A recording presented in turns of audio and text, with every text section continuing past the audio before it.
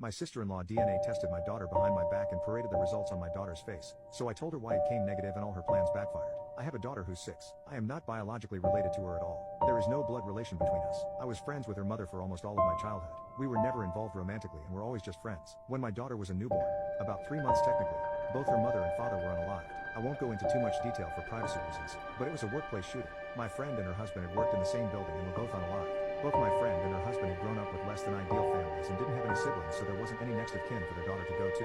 However, because I was close with them, I was able to adopt her. Even though I had been iffy about the idea of kids, I didn't want their daughter to grow up in foster care or around people who didn't have a connection to her bio parents, so I stepped in. I initially didn't like to have a child, but I learned to love her as my own. My parents and siblings know that my daughter is not my actual daughter biologically speaking.